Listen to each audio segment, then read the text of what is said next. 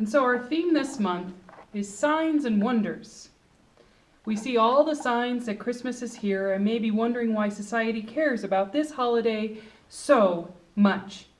In fact, if the cheeriest you can amount for this season is a respectable bah humbug, then I especially to invite you to come back for next week's service, because that is where we'll explore a blue Christmas theme for those of us who really hurt around this holiday. But that's not this week. No, this week is to wonder why on earth Unitarians and Universalists were the ones who innovated into the cultural lexicon of the United States the practices that we have around Christmas time. Now, there could be cultural reasons. Back then, Unitarians and Universalists were, of course, Christians, and they were the kinds of Christians that weren't that hot on the idea of the divinity of Christ or an unquestionable Bible. Both were questionable as a matter of faith to Unitarians and Universalists, and I'm talking like early 1800s, mid-1800s, when Unitarianism and Universalism really came into its own in the United States. Back then, there were really only two ways to celebrate Christmas. One was to reject anything even slightly Roman or pagan, which Christmas totally is. So that meant no Christmas at all. You were just supposed to quietly pray your way out of the darkness. The other way to approach the season was to fully engage in Saturnalia type of activities, which is the Roman pagan holiday that happened around this time, which basically meant to be totally and completely drunk between Christmas and New Year's, a whole week, and turn the world upside down. That was the point. It was to party in the streets and disobey world order. And neither one of these options really appealed to our moderate forebears of the Unitarians and the Universalists. They found a third way, which is the pattern of our theological legacy. We see that we are averse to a puritanical train of thought derived from creeds, and a totality of thought, how that totality of thought leads to absurdity. In Christmas, it's kind of like the Christmas legend about Jesus is based on Roman pagan calendar patterns, so what are you going to do when it's cold and there's no sun? Just pray for warmth? Well, that wouldn't do. However, we were also averse to anarchy and just doing whatever the heck you wanted because it was dark. So back then, Unitarians and Universalists who encountered people who just celebrated for the sake of celebrating, because none of the religious hocus pocus really mattered, that didn't really work for us. We refuse nihilism because religion does matter, and people do need a profound source of hope. So we found out a third way, a moderate compromise between totality and anarchy. And that is why we are the religion that is far more about reform than radicalization or stagnation. Perhaps this is why the Universalists were the first group to celebrate Christmas in the United States. Even though this is probably not when Jesus was born, but to have hope in a child being persecuted, to have hope in innocence that we all once had ourselves. Well, this is a hope that can keep us going through the darkness. Whenever we gaze upon a baby, many of us feel an infinite source of hope in the future of that child. An optimism so profound it appears in many different sacred stories and many different traditions. Because the core of universalism is a love for everyone. To me, it fits perfectly that they would want to center a story about family during the holiday season, about an infinite love made real from the Creator, not through lightning bolts, war victories, a hammer, or a demigod of power, but through the most helpless and innocent of all, a baby. The power of the story of Jesus is God's love giving his only Son to the world, and here is the birth of that Son. And here is Mary, who knew that she would deliver the light of the world. And here's Joseph, who accepts that, rather than thinking it might be the mailman's baby. All this probably didn't happen, really, because Jesus, if he existed, was probably the third child of Mary and Joseph. But this story isn't about that kind of reality. It's about the reality we share when we gaze into the eyes of a child and think that maybe a better future is possible. The Unitarians, for their part, for their part, are a lot less sappy. They had practical motivations for making Christmas a thing. It's true that Dickens often went to a Unitarian church in England when he was writing A Christmas Carol, but he was born an Anglican and died an Anglican. And while he bought a pew at a Unitarian church and met with notable Unitarians of this day, to say that A Christmas Carol is purely a Unitarian thing is probably not true. But he did admit how Unitarianism influenced his thinking. He said that, disgusted with our established church and its purisms, and daily outrages on common sense and humanity, I have carried into effect an old idea of mine and joined the Unitarians, who would do something for human improvement if they could, and who practiced charity and toleration. As the Geba Theater in New York puts this about Dickens, they say that his concerns of what may happen to society in the absence of immediate change, that the poor get poorer and the sick get sicker and the lower classes trapped in a spiral of poverty, a widening gulf between those with much and those with little. So perhaps while the Universalist call to Christmas was to call us to love each other the way we love little children in our care, the Unitarian call to Christmas from Dickens' point of view was a call to justice, that we must be wary of how our past informs our present, and if we stay on the current course, what will happen to our future? Because we all will die.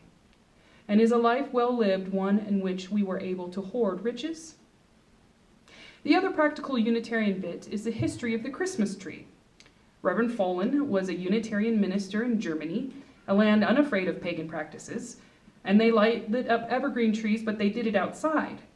And so during the winter in the global north, these trees seem to survive the harsh conditions of winter, so they're a natural symbol of life everlasting. His innovation was to bring the tree inside the house. He did it because he wanted his kids to join in on the fun of Christmas because nobody else was lighting up the outside like they were in Germany. And so this became so popular that now pretty much everyone does a Christmas tree, even though it has zero to do with Jesus. Time and time again, you will hear of Unitarians and Universalists using the Christian story to bring hope to a world that's lost it, and to change the world to be a better place.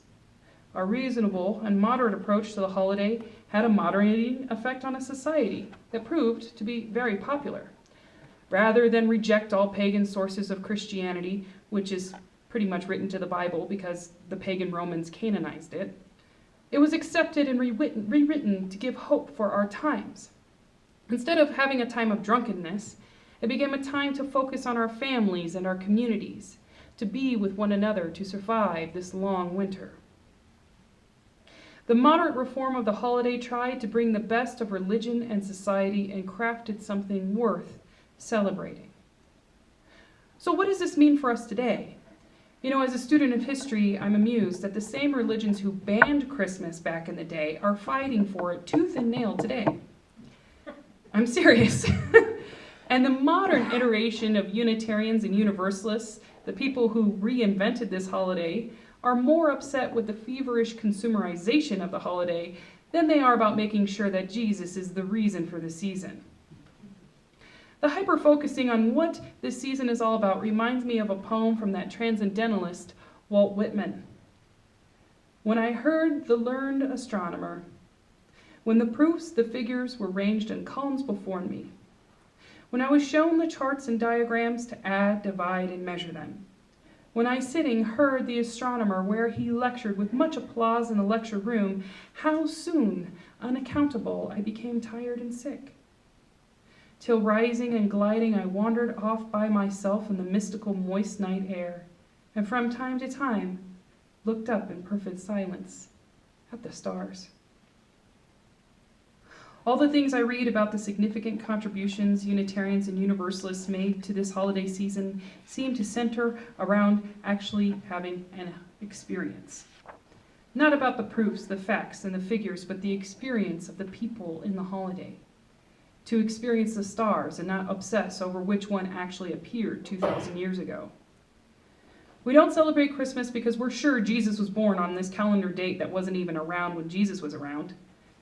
We celebrate the deeper things that the holiday represents. The joy of welcoming a new baby, the time to be with family, the gifts that we give one another. And that if people can't experience this joy because of terrible social conditions, then we are doing all we can to remedy that. I find that this cultural struggle of yesteryear has had the same political and religious choices. We have the people on one side of us who are forcing to have an ideological purity or nothing at all concerning our current politics. Like, if you don't have the perfect solution, then you don't have a solution. This is what we saw with the whole safety pin thing, where people wanted to wear safety pins to show that they were safe, and the people critiquing that safety pins weren't enough. People pushing forward a recount in key battleground states, and then people were critiquing that recounts because there are so many other things that are broken with our system that we should be spending money on.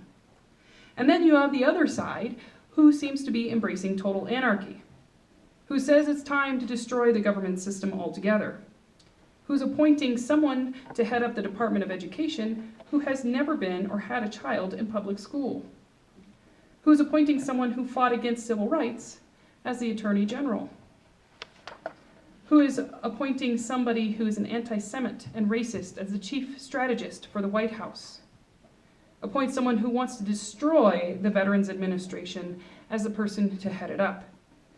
Each appointment seems to be a vote for anarchy and ignorance. And we are Unitarian Universalists, heralds of a mediating theology that says we don't have to be ideologically pure or perfect, and we don't have to destroy the whole thing either. That there is a third way through this mess, which reflects the third way these early Christmas pioneers took. So we are going to turn this discussion away from destruction or purity and turn it back to the people. We are going to gather our people and make the focus be on them and their families. We will provide sanctuary for those who need it. I'm talking to the Colorado Immigrant Rights Coalition right now with other faith houses from this valley to make sure what we do actually helps people who need sanctuary. We are going to work for justice and dismantle oppression. Dickens, in A Christmas Carol, talks about what happens when the rich get richer and the poor get poorer. The rich are deprived in spirit, and the poor are deprived of their lives. We must invest in social projects that narrow the gap between the rich and poor and divest from projects that harm. This means honoring the call from the Standing Rock Native Americans who call on us to divest from the many big banks that are funding pipeline on contested treaty territory. We don't do this because we're perfect, but because we have not given up on this human enterprise of making our dreams of a better world into reality. We can call on people to be their best selves. We can give hope that we are the ones that we've been waiting for, and that all of our innocent children depend on us, and that we are the ones who, as Dickens said, would do something for human improvement, in contrast to all the other religions of his day. For his part, he reinvented the idea of Christmas to cultivate a generosity in the soul. And so what will you do this season that will mediate between Puritanism and anarchy, and will give hope to change the world?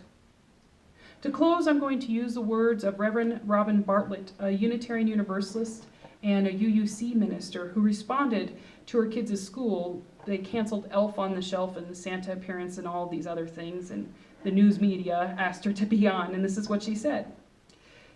There's a real war on Christmas, but it isn't being fought by schools over Santa Claus and elf decorations. It isn't being fought by principals and teachers who seek to be inclusive. The real war on Christmas is the war on Christ, which is when we stop loving our neighbors, we've lost the war. When we treat Christmas as if it's your birthday instead of Jesus's, we've lost the war. When we start calling people deplorable or snowflake, we've lost the war.